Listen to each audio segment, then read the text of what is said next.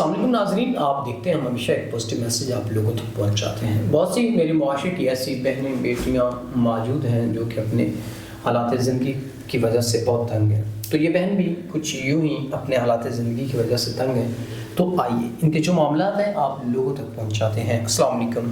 وعلیکم السلام۔ اچھا بہن، مجھے بتائیے گا زندگی کے کیا معاملات، کیا پریشانیاں ہیں جن کی وجہ سے آپ پریشان ہیں؟ ابھی عمر بہت کم تھی اور والد نے شادی کر دی۔ مائک اپنے منہ کے پاس نہیں۔ ابھی عمر بہت کم تھی اور والد نے شادی کر دی، اور عزت سے تو کم مگر بے عزت بہت کرتے تھے جہاں شادی ہوئی۔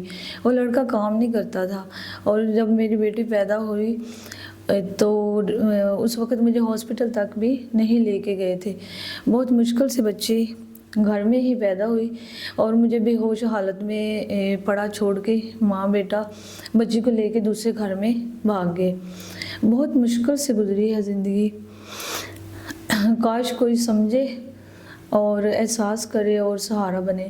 اور بیٹی پیدا ہونے کی وجہ سے اس نے مجھے طلاق دے دی، اور اب میری بیٹی 5 سال کی ہے، اور ایسے ہی میری بیٹی 5 سال کی ہے اور ہم رول رہے ہیں۔ میرے والد کی مجھ پہ غلط نگاہ تھی، اور جس کی وجہ سے اس نے مجھے والدہ کے گھر بھی چھوڑنے پہ مجبور کر دیا۔ اب ہم کرائے کے مکان پہ رہ رہے ہیں، اور کاش کوئی سہارا بنتا یا سمجھتا ہماری بہن کو، دکھ کو۔ ناظرین، بہن نے بڑے واضح الفاظ میں اور دکھ بری کہانی سنائی، اپنی سٹوری جو بھی تھی ان کی، اور ان کی زندگی پہ جو بھی ان کی آپ بیتی تھی۔ بہت تکلیف دہ مراحل سے زندگی گزاری۔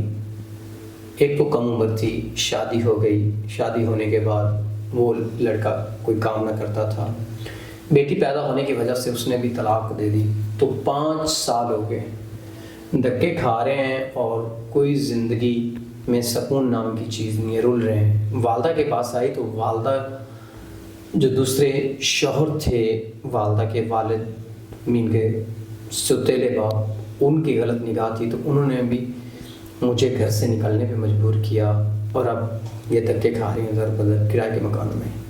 تو ہمیں ایسے لوگوں کا سہارا بننا چاہیے، سپورٹ کرنا چاہیے، تاکہ وہ عزت کی زندگی جی سکیں۔ تو اسی کے ساتھ اپنے میزبان نواب احمد کو دیں اجازت۔ خدا حافظ۔